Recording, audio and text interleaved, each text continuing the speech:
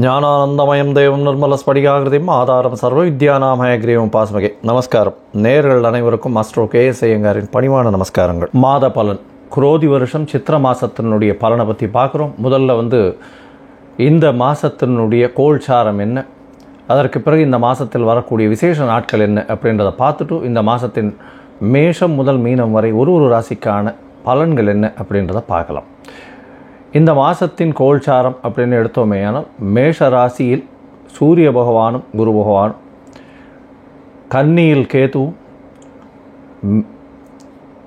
கும்பத்தில் செவ்வாய் சனி, மீனத்தில் 3 கிரகங்கள் அதாவது சுக்கிரன் புதன் மற்றும் ராகு. இது இந்த மாதம் ஆரம்பிக்கும் பொழுது வரக்கூடிய கோல்சாரம். பொதுவாகவே மாத பலன்னு சொல்லும்போது 4 கிரகங்கள் அதாவது மாத கிரகங்கள்னு சொல்லக்கூடிய சூரியன் செவ்வாய் சுக்கிரன் புதன் இந்த 4 கிரகங்களினுடைய மாற்றங்களை வைத்து சொல்லுவோம். நம்ம சௌரமான மாதம்ன்றதை கடைபிடித்து கொண்டு போகிறோம். அதனால் சூரிய பகவான் மீனத்திலிருந்து மேஷத்திற்கு வரும்பொழுது, அதாவது அஸ்வினி 1ஆம் பாதத்திற்கு வரும்போது சித்திரை மாதம் முதல் மாதமான அதாவது சித்திரை அப்படின்றது வருடத்தின் முதல் மாதமாக கொண்டாடப்படுகிறது. தலை அதாவது மேஷ ராசி தலை பாகமாகவும் இது மீனராசி கால் பாகமாகவும் கொண்டாடுறதுனால மேஷராசியினுடைய முதல் நட்சத்திர பாதத்திற்கு வரும்போது சூரிய பகவான் வரும்போது அதை அந்த மாதம் பிறக்கிறது, அந்த வருஷம் பிறக்கிறதுன்றதையும் எடுத்துக்கிறோம். இப்போது அந்த மாதத்தினுடைய பலன்களை பார்க்கலாம். இந்த மாதத்தில் வரக்கூடிய கோல்சாரத்தினுடைய மாற்றங்கள் என்ன அப்படின்றத பார்ப்போம். செவ்வாய் 22/4/2024 பார்த்தோம்னா செவ்வாய் கும்பத்திலிருந்து மீனத்துக்கு போகிறார். அதற்கு பிறகு 25/4/2024 சுக்கிர பகவான் மீனத்திலிருந்து மேஷத்துக்கு வருகிறார். அதற்கு பிறகு 6ஆம் தேதி 6/5/2024 புதனுடைய மாற்றம், அதாவது அவரும் மீனத்திலிருந்து மேஷத்துக்கு போகிறார். இதுதான் இந்த மாதத்தினுடைய மாத கிரகங்களுடைய பெயர்ச்சி. இதை தவிர பார்த்தோம்னா 1/5/2024 ஒரு வருட கிரகத்தினுடைய பெயர்ச்சியாகுது இந்த மாதத்தில். அது குரு பகவான் மேஷராசியிலிருந்து ரிஷபராசிக்கு போகிறது பெரிய விசேஷத்தை கொடுக்க போகிறது. அதுக்கு தனியாக குரு பெயர்ச்சி பலன்கள் தனியாக போடுறேன். இப்போ நம்ம மாதத்தினுடைய பலன்களை பார்க்குறோம். இந்த மாதத்தில் பார்த்தோன்னா வரக்கூடிய விசேஷ நாட்கள் என்ன அப்படின்றத பார்க்கும்போது சித்திரை அப்படின்னு சொல்லும்பொழுது சித்ரா பௌர்ணமி விசேஷம். சித்ரா பௌர்ணமி அப்படின்றது இந்த மாதத்தில் 23/4/2023 அன்றைக்கி வருது. அன்றைக்கே வாஸ்து நாள் கார்த்தால 8:04 9:34 வரலும் இருக்குது. அதாவது 1.5 மணி நேரம். பொதுவாகவே வாஸ்து பகவான் நித்திரை விடும் நேரத்தை சொல்லக்கூடிய காலகட்டம் 1.5 மணி நேரம். இதை 5 பாகமாக பிரிச்சுக்கிறார். 90 நிமிஷத்தை 18 நிமிஷமாக 5 பாகமாக பிரித்து கொண்டதன் போக அவர் கண் விழிக்கும் நேரம், கண் விழித்து காலை கடன் முடிக்கிறது, குளிக்கிறது அதாவது ஸ்நானம் பண்ணுறது, அதற்கு பிறகு கடவுளுக்கு பூஜை பண்ணுவது, அதற்கு பிறகு அவர் அதாவது சாப்பாடு சாப்பிட்றது அதாவது போஜனம், அதற்கு பிறகு இந்த தாம்பூலம். இந்த தாம்பூலம் பண்ணும் நேரமும் சரி போஜனம் பண்ணும் நேரத்திலையும் எந்த ஒரு ரிக்வெஸ்ட் நம்ம கொடுத்தோமே ஆனாலும் அந்த இது வெற்றிகரமாக நிறைவேறும். அதாவது கடைசி 36 நிமிஷத்தில் இந்த வாசக்கால் நடுறது, அதை தவிர புது கிரகப்பிரவேசம், வீடு இந்த மாதிரியான விஷயங்களில் பண்ணுறது, புது மனை புகுவிழா பண்ணுறது, இந்த விஷயங்கள்லாம் பண்ணும்பொழுது அன்றைக்கி எந்த ஒரு இது இருந்தாலும் அதாவது அஷ்டமி நவமியாக இருந்தாலும் சரி, அதாவது திதி வாரம் நட்சத்திரம் எதுவுமே பார்க்காம அந்த வாஸ்து நேரத்தின் பொழுது செய்யும் பொழுது எல்லா காரியங்களும் அந்த வீடு கட்டுதல் வீடு அந்த மாதிரியான விஷயங்களுக்கு சக்ஸஸ்ஃபுல்லாக அமையும் அப்படின்றது வாஸ்து புருஷன் கண் விழிக்கும் நேரத்தில் சொல்கிறோம். அந்த கடைசி 36 நிமிஷம் ரொம்பவும் முக்கியமானது. இதை தவிர பார்த்தோன்னா 21ஆம் தேதி மதுரை மீனாட்சி அம்மன் திருக்கல்யாணம். ஏன்னா இந்த மாதம் பார்த்தாலேயானால் சித்ரா மாதத்தில் திருக்கல்யாணம், மதுரை மீனாட்சி அம்மன் திருக்கல்யாணம் நடக்கும். பொதுவாகவே பார்த்தோன்னா 12ஆம் தேதியே அவளது உற்சவம் ஆரம்பிச்சிடும். 12/4 21/4/2024 வரலும் உண்டான நாட்கள் இந்த மதுரையில் மிகப்பெரிய சித்திரை திருவிழா அப்படின்னு ஒரு 10-12 நாள் விசேஷமாக கொண்டாடக்கூடிய காலகட்டமாக இருக்கும். அக்னி நட்சத்திரம் இந்த மாதம் ஆரம்பிக்கிறது. பொதுவாகவே பரணி 3ஆம் பாதத்தில் சூரியன் பிரவேசம் செய்யும் காலகட்டத்தை அக்னி நட்சத்திரம் ஆரம்பம் என்றும், ரோஹிணி 2ஆம் பாதம் முடியும் வரையில் இருக்கிறது. அதாவது ஒரு 8 பாதங்கள், பரணி 3 4, கிருத்திகை 4 பாதம், ரோஹிணி 2 பாதம். இந்த 8 பாதங்கள் சூரியன் பிரவேசித்து சஞ்சாரம் செய்யும் பொழுது அக்னி நட்சத்திர காலம், அதீதமான வெயில் இருக்கும். இந்த காலகட்டத்தில் எந்த ஒரு விசேஷங்களையும் பண்ணுறது இல்லை, அதாவது எந்த சுபங்களையும் பண்ணுறது இல்லை. அதாவது கல்யாணம், காது குத்தல், அதாவது எல்லா விதமான எந்த ஒரு வீட்டில் நடக்கக்கூடிய சுபகாரியங்களும் அந்த காலகட்டத்தில் பண்ணுறதில்லை. அதை தவிர்த்து அதற்கு பிறகோ அதற்கு முந்தையோ பண்ணுறது தான் வழக்கம். இந்த மாதத்தில் பார்த்தோன்னா அக்ஷய திருத்தியை வருது. அக்ஷய திருத்தியை அப்படின்னு சொல்லும் பொழுது அமாவாசையிலிருந்து வளர்பிறை திருதியை 3ஆம் நாள், அதாவது 8/5/2024 அன்னைக்கு அமாவாசை. அமாவாசை சித்திரை அமாவாசையிலிருந்து 3ஆவது நாள் 10ஆம் தேதி வெள்ளிக்கிழமையாகவும் வருது. துவரம்பருப்பு, வெல்லம், அரிசி இந்த மாதிரியான விஷயங்கள் வாங்கிறது. நார்மலாக வெள்ளிக்கிழமை அரிசி வாங்க மாட்டா. துவரம்பருப்பு, வெல்லம் இதெல்லாம் வாங்கி பெருமாளுக்கு வைக்கிறதும், தானம் கொடுக்கறது அன்றைக்கி ரொம்ப விசேஷம். சாப்பாடு இல்லைன்னா உங்களால் முடிஞ்சது துவரம்பருப்பு ஏதாவது தானம் கொடுக்கறது, இதெல்லாம் செய்யும் பொழுது வீட்டில் சுபிக்ஷம் வளரும் அப்படின்று கருதப்படுகிறது. இதை தவிர முடிஞ்சவர்களுக்கு தங்கம் வாங்கி சேமிக்கக்கூடியது. ஏன்னா அக்ஷய திருத்தியை அப்படின்னும் பொழுது குரு பகவான் எல்லா அக்ஷயத்துக்கும் அவர் தான் அதிபதியாக இருக்கக்கூடியவர், தனகாரகன்னு சொல்கிறதுனால. அதனால் குருவுக்கு உண்டான தங்கத்தை, அந்த மெட்டல் வாங்கி வைக்கிறது பெரிய விசேஷம்னு சொல்கிறாங்க. இருந்தாலும் குருவுக்கு உண்டானது நிறைய அடுத்த விஷயங்களும் இருக்குது. அதாவது சுண்டல் பயிர் வாங்கி தானம் கொடுக்கலாம். அன்றைய காலகட்டத்தில் அது பெரிய ஒரு தரம் தானம் கொடுத்தால் 100 மடங்குக்கு சமானமாக அந்த காலகட்டத்தில் வரும். இந்த மாதத்தில் பார்த்தாலேயானால் 12ஆம் தேதி, அதாவது 12/5/2024 சித்திரை மாதத்து திருவாதிரை ராமானுஜரனுடைய ஜெயந்தி வருது. ஸ்ரீபெரும்புதூர் எல்லா இடத்துலையும் ரொம்ப விசேஷமாக இருக்கும் ராமானுஜருடைய ஜெயந்தி.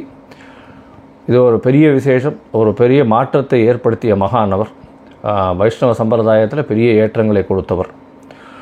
சரி, இப்போது மேஷம் முதல் மீனம் வரை என்னென்ன பலன்கள்ன்றதை பார்ப்போம். அதுக்கு முன்னாடி என்னுடைய மொபைல் நம்பர் கீழே போயின்னு இருக்கும். உங்களுக்கு அஸ்ட்ராலாஜிக்கல் கன்சல்ட் தேவைப்பட்டதுன்னா எனக்கு ஃபோன் பண்ணுங்க. உங்களுடைய date, time, place of birth, அதை தவிர உங்களுடைய பெயர், உங்களுடைய தாய் தகப்பனின் பெயர் அதை அனுப்பி வச்சேன்னா உங்களுடைய ஜாதகத்தை போட்டு அதில் சந்தி இருக்கான்றதை பார்த்து, சந்தி அப்படின்றது லக்ன சந்தி, சந்திரன் இருக்கக்கூடிய ராசி சந்தி, பாத சந்தி, இது எல்லாம் பார்த்தே ஆகணும். ஏன்னா பாத சந்தி ஏன் பார்க்குறோம் அப்படின்னா 2ஆம் பாதம் 3ஆம், அதாவது பின்ன நட்சத்திரத்தில் வரக்கூடிய காலகட்டமாக லக்னமும் இதுவும் இருந்ததே. ஆனால் ராசி மாறி போயிடும். அதற்கு ஏற்றாறு போல் உங்களுடைய பலன்கள் எல்லாமே மாறக்கூடிய வாய்ப்புகள் உண்டு. அதனால தான் பொதுவாகவே பார்த்தேன்னா சொல்லக்கூடிய பலனுக்கும் அவர்களுக்கு நடக்கக்கூடிய விஷயங்களுக்கும் சம்பந்தமே இல்லாத காலகட்டமாகவே இருக்கும். சில நேரத்தில் அது சந்தியினுடைய பிரச்சனையாக இருக்கும். அதை அசஸ் பண்ணி போட்டதுக்கு அப்புறம் தான் அப்பாயின்மெண்ட் கொடுக்க முடியும். என்னுடைய கட்டணம் என்னன்றதையும் தெரிவிச்சிருக்கேன். அதற்கு ஏற்றாமல் நீங்கள் கட்டணத்தை அனுப்பிச்சிட்டேன்னா உங்களோட டிஸ்கஸ் பண்ணுறதுக்கு. அதை தவிர எளிய பரிகாரம் என்ன, இன்றைய கோல்சாரம் உங்களுடைய தசாபுக்தி அந்தரம் சூக்ஷ்மத்தை வச்சு சொல்லக்கூடிய எளிய பரிகாரம் என்னன்றதையும் சொல்கிறேன். இப்போது மேஷம் முதல் மீனம் வரை 14/4/2024 13/5/2024 வரை உண்டான சித்திரை மாதம் குரோதி வருஷத்தினுடைய பலன்களை பார்க்கலாம். மேஷம், அஸ்வினி, பரணி, கிருத்திகை இந்த 3 நட்சத்திரம் 9 பாதங்களை கொண்ட ராசி. ராசியின் அதிபதினு சொல்லக்கூடிய செவ்வாய் பகவான் இந்த மாதம் ஆரம்பிக்கும் பொழுது 11ஆம் இடத்துல இருக்க ரொம்ப விசேஷம். அதற்கு பிறகு அவர் 12ஆம் இடத்துக்கு வரக்கூடிய காலகட்டத்தில் பார்த்தோன்னா பரிவர்த்தனை யோகம் அமைகிறது. குரு பகவானும் செவ்வாய் பகவானும் பரிவர்த்தனை யோகத்தில் இருக்க 22ஆம் தேதியிலிருந்து செவ்வாய் பகவான் உங்களுடைய ராசிக்கு 12ஆம் இடத்துல 22/4 இருக்கார். இந்த காலகட்டத்தில் பார்த்தோன்னா 1ஆம் தேதி வரலும் பரிவர்த்தனை யோகம் அமைகிறது. உடல் நலத்தில் நல்ல ஏற்றம் இருக்கும். 9ஆம் அதிபதி உங்களுடைய ராசியிலே இருக்கிறதுனால உங்களுடைய எல்லா விஷயத்திலும் ரொம்ப ஏற்றமாக இருக்கும். உங்களுக்கு புதிய பதவி, புகழ், அந்தஸ்து, கௌரவம்லாம் வரக்கூடிய காலகட்டமாக இருக்குது. ஏன்னா 5ஆம் அதிபதியும் உங்களுடைய ராசியிலேயே குரு சம்பந்தத்தோடு இருக்கிறது பெரிய விசேஷம். இந்த வாரத்தில் பார்த்தீங்கன்னா குழந்தை பிராப்தி ஏற்படக்கூடிய பாக்கியம் உண்டு. உங்களுக்கு திருமண பாக்கியம் நிச்சயமாக இருக்கும். குடும்பத்தில் நல்ல குதூகலமான இருக்கக்கூடிய காலகட்டமாக இந்த மாதம் சித்திரை மாதம் அமையிறது. இந்த மாதத்தில் பார்த்தடையானால் சுக்கிர பகவான் உங்களுடைய ராசிக்கு 12ஆம் இடத்துல இருக்கக்கூடியவர், உச்சத்தில் இருக்கக்கூடியவர் உங்களுடைய ராசியிலேயே வரக்கூடிய காலகட்டமாக இருக்குது. 25ஆம் தேதி அன்னைக்கு பார்த்தோன்னா 25/4/2024 உங்களுடைய ராசிக்கே வரார். 2ஆம் அதிபதி 7ஆம் அதிபதி உங்களுடைய ராசியிலே இருக்கிறது ரொம்ப விசேஷம். ஏன்னா தனகாரகனும் 2ஆம் இடத்துல போயிடுறார். தனஸ்தானாதிபதி உங்களுடைய ராசியிலே இருக்கால். உங்களுடைய முயற்சிகள் அனைத்தும் வெற்றி பெறும். நீங்கள் நினைத்த விஷயங்கள் அனைத்தும் நிறைவேறும். இவ்வளோ நாளாக உங்களுக்கு பிரச்சனை மேலே பிரச்சனை இந்த மேஷராசிக்காரர்களுக்கு இருந்துகிட்டே இருந்திருக்கும். இப்போ கொஞ்சம் கொஞ்சமாக அது விலகி பணவரவிற்கு பஞ்சம் இருக்காது. பணம் தட்டுப்பாடு இல்லாமல் வந்து கொண்டே இருக்கும். பழைய கடன்கள் எல்லாவற்றையும் தீர்க்கக்கூடிய வாய்ப்புகள் நிச்சயமாக உண்டு. புதிய வேலை கிடைக்கக்கூடிய பாக்கியம் நிச்சயமாக இருக்கும். ஏன்னா 6ஆம் இடத்தில் இருக்கக்கூடிய கேது பகவானும் சரி, 6ஆம் அதிபதி அப்படின்னு சொல்லக்கூடிய புத பகவான் நீச்சத்திலிருந்து உங்களுடைய ராசிக்கு வரார். உங்களுடைய ராசிக்கு வந்து சுக்கிரனோடு சேர்ந்து சூரியனோடு சேர்ந்து உங்களுடைய ராசியிலேயே வந்து உட்காரக்கூடிய காலகட்டமாக இருக்கிறதுனால நல்ல ஒரு ஏற்றம். 3, 6 அதிபதியும் வந்து உங்களுடைய ராசியில் உட்கார்றதுனால முயற்சிகள் அனைத்தும் வெற்றி பெறும். புதிய கடன் வாங்கக்கூடிய வாய்ப்புகள் நிச்சயமாக இருக்கும். உங்களுடைய ராசிக்கு பார்த்தடையானால் போட்டித் தேர்வு எழுதுகிறவாளுக்கெல்லாம் நல்ல வெற்றி கிடைக்கக்கூடிய காலகட்டமாக இருக்குது. அது தவிர உங்கள் இளைய சகோதரர்கள் மூலியமாக நல்ல ஒரு ஏற்றம், தாயின் உடல்நிலையில் நல்ல ஒரு ஏற்றம் இருக்கக்கூடிய காலகட்டம், தந்தையின் உடல்நிலையில் நல்ல ஒரு சுபிக்ஷம் கிடைக்கும். அதாவது நல்ல ஒரு ஏற்றம் இருக்கக்கூடிய காலகட்டமாக இருக்கும். பணவரவிற்கு பஞ்சம் இருக்காது. தொழிலில் அபரிமிதமான வெற்றி இருக்கக்கூடிய காலகட்டமாக இந்த மாதம் அமையிறது. இந்த மாதத்தில் பார்த்தீங்கன்னா உங்களுடைய முயற்சி செய்யக்கூடிய முயற்சி காரகன் அப்படின்னு சொல்லக்கூடியவர் வந்து உங்களுடைய ராசிக்கு 3, 6 அதிபதி அப்படியாக புதன் வந்து நீச்சத்திலிருந்து உங்களுடைய ராசியில் வர்றது பெரிய விசேஷம். இதன் மூலியமாக நீங்கள் எடுக்கக்கூடிய காரியங்கள் அனைத்தும் வெற்றி பெறும். உங்களுடைய ராசிக்கு 12ஆம் இடத்துல செவ்வாய் பகவானும் ராகு பகவானும் குருவினுடைய வீட்டில் இருக்கிறது இன்னும் விசேஷம். ஏன்னா குருவினுடைய வீட்டில் செவ்வாய் வந்து நட்பு வீடுன்றதுனால நல்ல ஒரு ஏற்றம் இருக்கும். வெளிநாடு வெளியூர் போகக்கூடிய வாய்ப்புகள் வரும். ஷார்ட் ட்ரிப் வெளிநாடு போயிட்டு வரக்கூடிய வாய்ப்புகள் வரும். திடீர் வேலை மாற்றம் வரும். ப்ரமோஷன்ஸ் வரக்கூடிய வாய்ப்புகள் உண்டு. ப்ரமோஷன்ஸில் உங்களுக்கு இன்க்ரிமெண்ட் வரக்கூடிய வாய்ப்புகள் நிச்சயமாக உண்டு. உங்களுடைய மேலதிகாரிகள் மூலியமாக பாராட்டப்படக்கூடிய காலகட்டமாக இந்த மாதம் அமையிறது. இந்த மாதத்தில் படிக்கக்கூடிய மாணவர்களுக்கெல்லாம் பெரிய ஏற்றம். அதை தவிர வந்து பேச்சாளரில் நல்ல ஒரு ஏற்றம் கிடைக்கும். அரசியல்வாதிகள், அரசியல் சார்ந்தவர்கள், மருத்துவர்கள், யூனிஃபார்ம் சர்வீசஸில் இருக்கிறவா, காம்படிட்டிவ் எக்ஸாம்ஸில் யூபிஎஸ்சி இதெல்லாம் வந்து அட்டன் பண்ணுறவாளுக்கெல்லாம் பெரிய ஏற்றமான காலம். ஏன்னா இந்த மாதத்தில் பார்த்தோன்னா உங்களுக்கு 2ஆம் இடமும் வலுப்பெற்று போகிறது. உங்களுடைய ராசியும் வந்து சுக்கிர பகவான் வந்துடுறார். அதனால் வந்து சிறு மனக்குழப்பங்கள் இருந்தாலும் கவலைப்பட தேவையில்லை. பண வரவிற்கு பஞ்சம் இருக்காது. இம்போர்ட் எக்ஸ்போர்ட் பிஸ்னஸில் பெரிய ஏற்றம் கிடைக்கக்கூடிய வாய்ப்புகள் உண்டு. அது தவிர ரியல் எஸ்டேட் பிஸ்னஸில் பார்த்தோம்னா திடீர் ஜாக்பாட் மாதிரி பணம் வரக்கூடிய வாய்ப்புகள் இந்த மாதம் அமைய போகிறது. இந்த மாதத்தில் உங்களுடைய ராசிக்கு 9ஆம் அதிபதியே 2ஆம் இடத்துல போய் இருக்கிறதுனால உங்களுக்கு திடீர் லக்கு வரும். பாக்கியஸ்தானம் தந்தையின் மூலியமாக சொத்து வரக்கூடிய வாய்ப்புகள் இந்த மாதத்தில் நிச்சயமாக இருக்குது. மொத்தத்தில் இந்த மாதம் பார்த்தோம்னா பெரிய ஏற்றமான மாதமாக இருக்குது. இந்த மாதத்தில் தவிர்க்க வேண்டிய சில நாட்கள் அப்படின்னு சொல்கிறோம். அந்த தவிர்க்க வேண்டிய நாட்கள்ன்றது வந்து சந்திராஷ்டம நாட்கள். இந்த சந்திராஷ்டம நாட்கள்ன்றது வந்து சந்திர பகவான் 8ஆம் இடத்தில் மறையக்கூடிய காலகட்டத்தில் மதிகாரகன் மறைந்து இருக்கக்கூடிய காலகட்டம்னு சொல்கிறோம். இந்த காலகட்டத்தில் எந்த ஒரு புதிய முடிவும் எடுக்காமல் இருக்கிற விஷயத்தை அப்படியே கண்டினியூ பண்ணுறது நல்லது. வெளியூர் வெளிமாநில பிரயாணங்களை தவிர்க்கிறது நல்லது. ஒரு வேளை பண்ண வேண்டிய காலகட்டாயமாக இருந்ததே ஆனால் நீங்கள் சந்திர பகவானுக்கு உண்டான எளிய பரிகாரங்கள் பண்ணிட்டு போகிறது நல்லது. எளிய பரிகாரம்னு சொல்கிறது அகத்திக்கீரை கட்டு வாங்கி அருகில் இருக்கக்கூடிய கோசாலையில் கொடுக்கறது மூலியமாக சந்திர பகவானுக்கு உண்டான பரிகாரம். இந்த சந்திராஷ்டம காலம் எண்ணிக்கை அப்படின்னு பார்த்தோம்னா 25/4/2024 அதாவது அன்றைக்கி சாயந்தரத்துலேருந்து 27ஆம் தேதி வரலும் இருக்குது. 27ஆம் தேதி 28ஆம் தேதி அதிகாலை வரலும் இருக்குது. இந்த காலகட்டத்தில் வந்து சந்திர பகவானுக்கு சந்திராஷ்டம காலம் இருக்கிறதுனால புதிய முயற்சிகள் வேண்டாம்.